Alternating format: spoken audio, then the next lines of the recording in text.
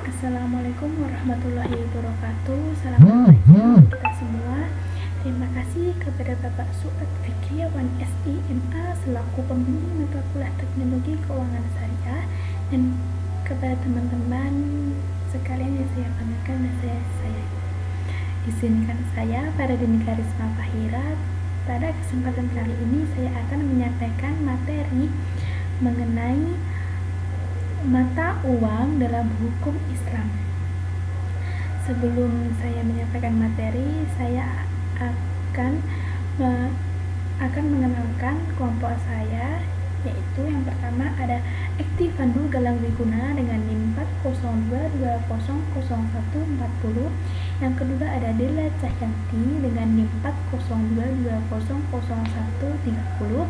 Dan yang ketiga ada Dias Ayu Triana dengan NIM 402200132. Dan yang terakhir ada saya Faradini Karisma Fahira dengan NIM 402200145.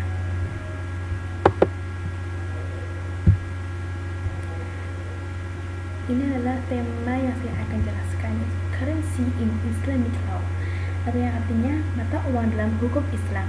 Analisis syariah tentang Bitcoin, Mufti Faras Adam dan Mufti Abdul Qadir Barakatullah. Dekade terakhir menyaksikan banyak peristiwa perkembangan di dunia keuangan seperti krisis keuangan global, reformasi ekonomi di Cina, penurunan harga minyak, dan pergeseran global menuju ekonomi tanpa uang tunai.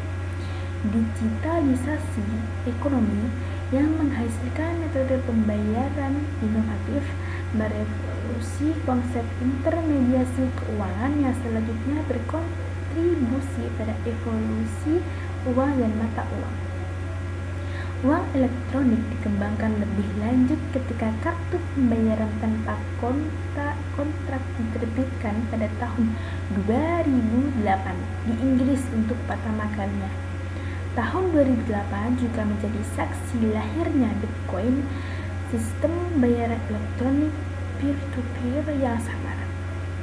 Evolusi ini melewati pergeseran global menuju ekonomi yang tanpa uang tunai. Uang dalam ekonomi dan keuangan konvensional. Dalam ilmu ekonomi, uang didefinisikan sebagai aset menyimpan nilai yang berfungsi sebagai alat tukar yang diterima secara umum, yaitu pada prinsipnya dapat digunakan secara langsung untuk membeli barang apapun. Para ekonomi cenderung mendefinisikan uang berdasarkan fungsi yang dilayani oleh uang. Ini adalah fungsi-fungsi yang dilayani oleh uang, yaitu yang pertama ada menyimpan nilai, yang kedua ada unit akun, ketiga ada medium pertukaran, dan yang keempat ada standar pembayaran uang yang ditangguhkan. Sebelumnya maaf, ada tulisan yang tertutup. Nanti saya akan jelaskan. Yang pertama ada menyimpan nilai. Penyimpan nilai adalah barang yang dapat digunakan orang untuk mentransfer daya beli dan sekarang ke masa depan. Dengan kata lain, itu adalah sesuatu yang diharapkan untuk mempertahankan nilainya dengan cara yang cukup dapat diprediksi dari waktu ke waktu. Yang kedua ada unit akun atau satuan hitung, yaitu tolak ukur yang digunakan orang-orang untuk memposting harga dan mencatat utang. Yang ketiga ada medium pertukaran atau alat tukar. Alat tukar adalah segala sesuatu yang siap diterima sebagai pembayaran, sesuatu yang dipegang orang karena mereka berencana untuk menukarnya dengan sesuatu yang lain, bukan karena mereka menginginkan komoditas itu sendiri. Dan yang terakhir ada standar pembayaran yang ditangguhkan. Uang berfungsi sebagai standar pembayaran yang dikontrakkan untuk dilakukan di masa mendatang. Ini memfasilitasi kegiatan pinjam-meminjam. Fungsi-fungsi ini semua terkait erat satu sama lain. Misalnya, suatu aset kurang berguna sebagai alat tukar jika tidak akan bernilai banyak, yaitu jika itu bukan penyimpan nilai yang baik. Memang di beberapa negara di mana mata uang tradisional telah menjadi penyimpan nilai yang buruk karena tingkat inflasi harga yang sangat tinggi atau hiperinflasi, mata uang asing telah digunakan sebagai alat tukar alternatif. Fungsi uang adalah untuk memperlancar usaha pasar dengan cara bertindak sebagai alat tukar bersama. Oleh karena itu, para ekonomi telah mengidentifikasi 6 karakter yang kemungkinan uang untuk menjalankan fungsinya, dengan yang paling penting adalah akseptabilitas.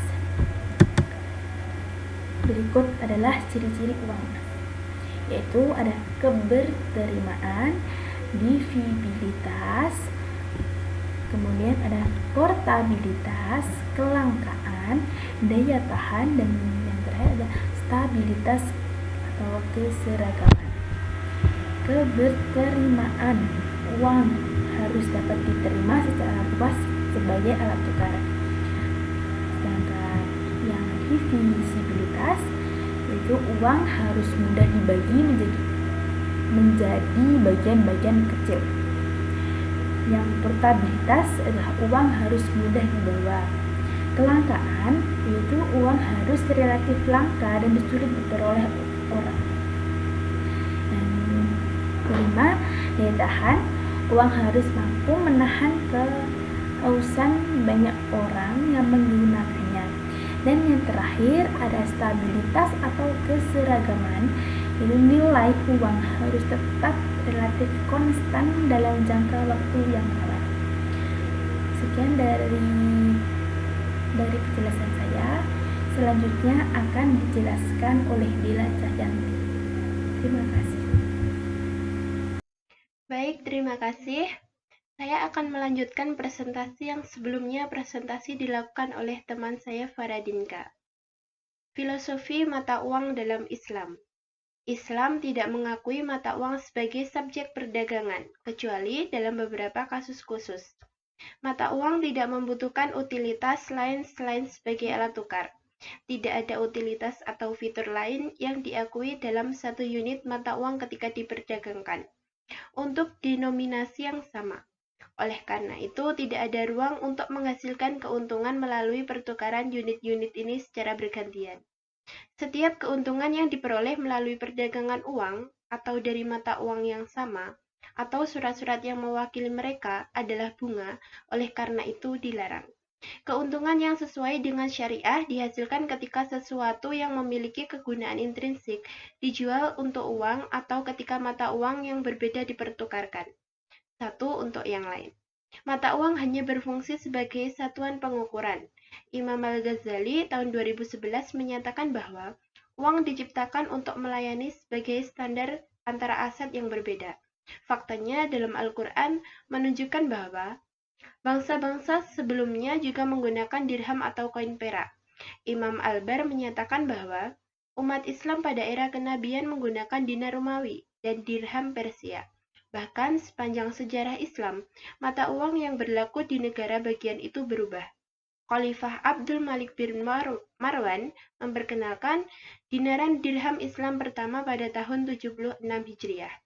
Selama dinasti Mamluk 1468 sampai dengan 1517 Masehi, fulus atau koin tembaga muncul untuk digunakan dalam transaksi komersial kecil.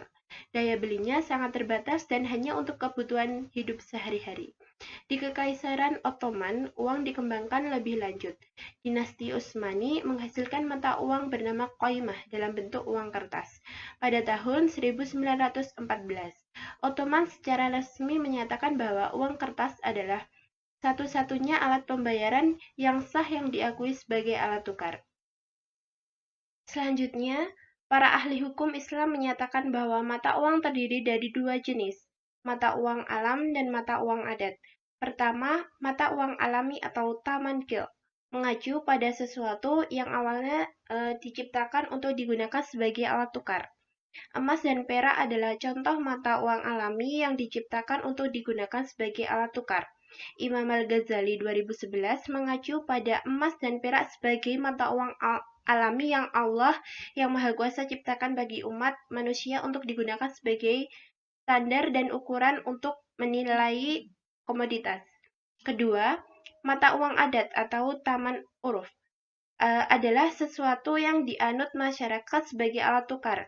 Komoditas, uang, dan fiat mata uang adalah bentuk umum dari mata uang.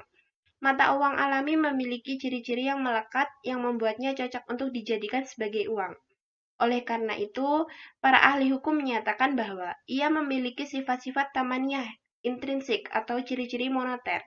Di sisi lain, mata uang adat secara inheran tidak memiliki fitur moneter, namun ia diadopsi sebagai mata uang oleh masyarakat.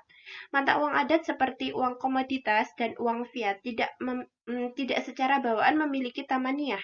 Meskipun uang komoditas memiliki nilai intrinsik, ia tidak memiliki tamaniyah. Manusia secara alami tidak melihat komoditas sebagai alat tukar, melainkan subjek pertukaran. Di sisi lain, mata uang fiat tidak memiliki fitur moneter secara intrinsik. Tamaniyah bersifat ekstrinsik. Mata uang fiat hanya berfungsi sebagai alat tukar sejak awal dan tidak mewakili penyimpanan nilai. Selanjutnya, di sini saya akan menjelaskan unsur-unsur hukum yang diperlukan untuk mata uang. Ada 3 elemen yang diperlukan untuk setiap mata uang yang sah dalam Islam, yaitu yang pertama mal atau kekayaan, yang kedua mutaqawwim atau memiliki nilai hukum, dan yang ketiga tamaniyah. Secara bahasa, mal-in atau dalam bahasa Arab artinya mengacu pada segala sesuatu yang dapat diperoleh dan dimiliki. Apakah itu jasmani atau ain, atau manfaat atau manfaah. Contohnya termasuk emas, perak, hewan, tumbuhan, dan manfaat yang diperoleh dari aset seperti rumah tinggal, kendaraan mengemudi, dan lain-lain. Waqidul Islam 1999. Menurut ahli hukum Hanafi, mal adalah apa yang biasanya diinginkan dan dapat disimpan pada saat dibutuhkan. Definisi ini menunjukkan bahwa 2 kriteria kunci untuk mendefinisikan mal dalam pandangan Hanafi adalah keinginan dan kemampuan menyimpan. Kriteria pertama dengan jelas menghubungkan mal dengan akar bahasanya, yang berarti kecenderungan atau keinginan. Mufti Taqi Usmani 2014 menggambarkan keinginan sebagai sesuatu yang bermanfaat. Namun Syekh Saleh Abu Hajj 2005 menyatakan bahwa kondisi keinginan mengecualikan barang dagangan yang tidak diinginkan seperti manusia dan lain-lain. Ibnu Abidin menyajikan definisi lain dari mal sebagai sesuatu yang diciptakan untuk kepentingan manusia yang ditimbun dan dicita-citakan. Usmani 2014. Penjelasan Hanafi adalah daya simpan. Daya simpan secara sederhana berarti bahwa sesuatu dapat diambil untuk digunakan. Persyaratan lain bagi mal itu sendiri untuk dapat ditukar dan diperjualbelikan adalah harus bersifat mutaqawwim atau memiliki nilai hukum, agar transaksi menjadi sah secara hukum atau sahih.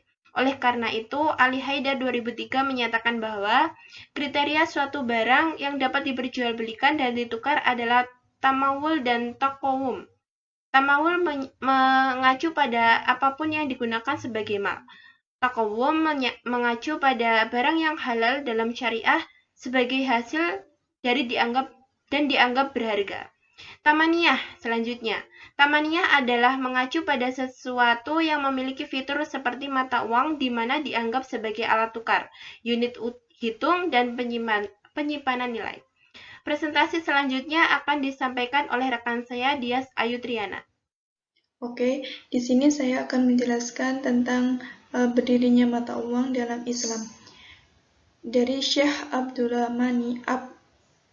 Halmani menyatakan bahwa mata uang adalah segala sesuatu yang di atasnya terdapat kesepakatan baik oleh otoritas pemerintah atau praktik publik.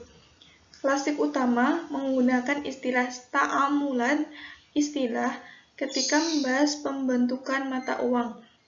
Ta'amul mengacu pada penggunaan umum, sedangkan istilah yaitu mengacu pada persetujuan sosial. Ta'amul ditetapkan ketika penggunaan sesuatu menjadi dominan dan menjadi standar dalam urusan dan transaksi masyarakat. Sedangkan istilah atau kesepakatan sosial itu mirip dengan ta'amul dan mengacu pada persetujuan orang untuk menggunakan sesuatu dengan cara tertentu. Selanjutnya, untuk ulama Islam kontemporer seperti Mufti Muhammad Taqi Utsmani itu berpendapat bahwa pandangan Imam Muhammad adalah posisi yang lebih dominan dalam mazhab Hanafi. Jadi, apapun yang melewati ta'amul dan istilah itu selain dinar dan dirham maka akan diadopsi sebagai mata uang. Sedangkan yang tidak dianggap sebagai mata uang dan alat tukar yaitu aset dan logam. Mengapa aset dan logam mentah itu tidak bisa dijadikan sebagai mata uang dan alat tukar? Karena aset dan logam mentah tersebut biasanya digunakan dalam pekerjaan dan urusan dalam rumah tangga. Yang dimaksud dari ta'amul sendiri itu proses alami yang membutuhkan waktu untuk terbentuk. Suatu kebiasaan terbentuk setelah suatu industri, daerah, atau pasar berurusan dengan sesuatu sebagai uang selama jangka waktu tertentu menentukan ta'amul. Selanjutnya ada beberapa indikator nyata dari ta'amul, yaitu 1. Orang-orang menganggap mereka sebagai uang tanpa persiapan. Yang kedua, yaitu definisi pertama yang terlintas dalam pikiran tentang aset tersebut adalah uang.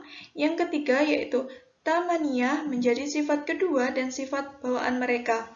Yang keempat, yaitu bentuk pembayaran yang jelas menjadi aset. Mata uang fiat tidak memiliki utilitas fungsi lain. Mereka dibuat untuk menjadi alat tukar dalam sistem pembayaran. Selanjutnya, analisis fikih tentang Bitcoin. Agar Bitcoin dianggap sebagai mata uang, ia harus memiliki 3 karakteristik di atas yang mendefinisikan mata uang dalam Islam, yaitu mal, tahawum, dan tamaniyah. Bitcoin memiliki fitur yang membuatnya yang selalu diinginkan, misalnya desentralisasi, persediaan terbatas, dan pembayaran tanpa batas dengan biaya transaksi yang lebih sedikit membuat Bitcoin itu diinginkan.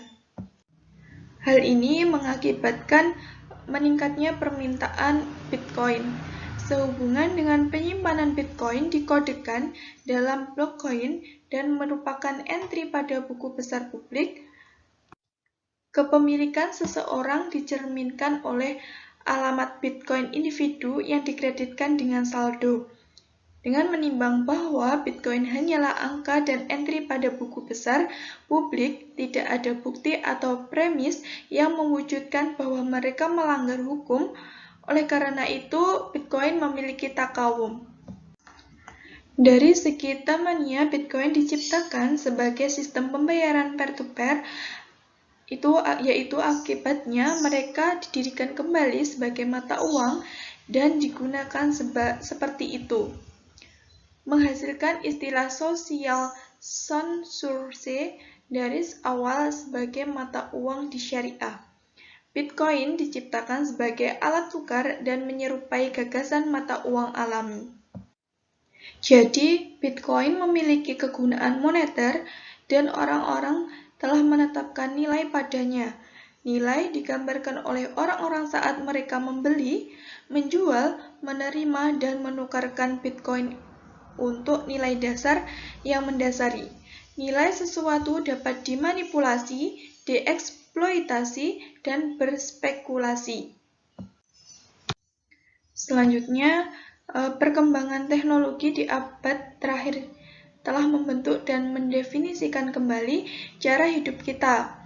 Misalnya, nilai saat ini diwakili oleh angka pada aplikasi bank yang diukur oleh pemerintah. Masyarakat memberi nilai pada angka yang ditampilkan di saldo bank, mereka karena sistem dan penerimaan digit di antara orang-orang. Jika sistem alternatif memberikan tingkat kepercayaan dan kemudahan penggunaan tertentu yang serupa, dibuatlah sistem yang sama dan tingkat kemudahan penggunaan tertentu. Nilai adalah konsep sesuatu yang dimiliki orang-orang secara sosial. Nilai ini adalah makna gagasan yang mendasari digit Bitcoin, digit yang ditampilkan sebagai saldo di dompet digital, dan buku besar mewakili nilai dalam pikiran orang. Jadi, orang-orang memiliki kecenderungan ekonomi untuk itu dan mendapatkan manfaat ekonomi dari Bitcoin. Dengan demikian, Bitcoin juga memiliki tamaniyah. Bitcoin itu sendiri tidak bertentangan dengan prinsip syariah. Jadi, izin berinvestasi dalam Bitcoin akan bergantung pada kontrak dan instrumen yang digunakan untuk berinvestasi. Jika kontrak tidak melanggar prinsip syariah, investasi dalam Bitcoin akan sesuai dengan syariah tersebut. Materi selanjutnya akan disampaikan oleh teman saya. Assalamualaikum warahmatullahi wabarakatuh. Baik, saya akan melanjutkan presentasi dari saudari Dias Ayu Triani. Langsung saja, apakah sentralisasi diperlukan untuk uang dalam Islam? Setiap pada masa pemerintahan Abdul Malik bin Marwan, Khalifah Islam tidak menguasai mata uang dan mata uangnya. Khalifah Islam tidak memiliki royal mint. Namun Umar bin Khattab, semoga Allah meridhoinya, tidak memperkenalkan beberapa langkah untuk menstabilkan paduan konten dan berat koin perak. Pada tahun 7 Hijriah, Abdul Malik bin Marwan mendirikan sistem moneter dan ihram Islam. Selanjutnya, rumah mint didirikan yang mengendalikan koin yang beredar dan meningkatkan kualitas dan konsisten mata uang atau Zira Nezat 2004. Pada dekade awal Islam, uang disentralisasi dan diserahkan pada praktik publik, namun orang mungkin berpendapat bahwa uang masih terpusat karena umat Islam menggunakan dinar, mata uang Bizantium, dan dinar, mata uang Persia. Para ahli hukum Hanafi menyatakan bahwa ta'amul dapat menetapkan mata uang hanya sebagai mata uang dan mencetak mata uang yang ditetapkan pemerintah. Para fuqaha Hanafi beralasan bahwa apapun yang dicetak dan disentralisasi akan memberikan patokan dan titik acuan yang diketahui sehingga menciptakan kemudahan di pasar dan memfasilitasi transaksi. Di sisi lain, para ahli hukum Syafi'i menyatakan bahwa uang logam dan mata uang selain pemerintahan tidak disukai. Karena itu harus menjadi peran eksklusif pemerintah. Selain itu, ini adalah metode yang aman untuk memerangi pemalsuan dan korupsi. Para fuqaha Hambali dengan tegas menyatakan bahwa sultan dan kepala negara tidak boleh melarang mata uang yang biasa digunakan rakyat karena akan merugikan keuangan rakyat, kecuali dibalas secara proporsional dalam mata uang baru tanpa biaya. Mempertimbangkan manfaat dan kerugian di masa, Imam Suyuti juga menyatakan bahwa pemerintah tidak suka menarik dan meniadakan mata uang yang biasa digunakan masyarakat. Al-Buhuti mengatakan bahwa alasan mengapa pemerintah harus mengendalikan pencetakan hanya untuk kepentingan rakyat dan untuk memudahkan mereka dalam bertransaksi dan urusan mereka. Dari sebelumnya terbukti bahwa para ahli hukum dan ekonomi dalam Islam lebih menyukai sistem moneter terpusat karena alasan berikut: percaya pada mata uang, kehadiran kerangka peraturan, kerangka tata kelola, penerimaan luas, meredakan bagi masyarakat, dan menentukan harga dan bertransaksi, dan tolak ukur untuk bertransaksi. Jadi, jika karakteristik yang ditentukan dalam sistem desentralisasi, tidak ada yang melarang sistem seperti itu di dalam Islam. Prinsip-prinsip yang mendasari ini adalah cita-cita untuk mata uang dalam Islam.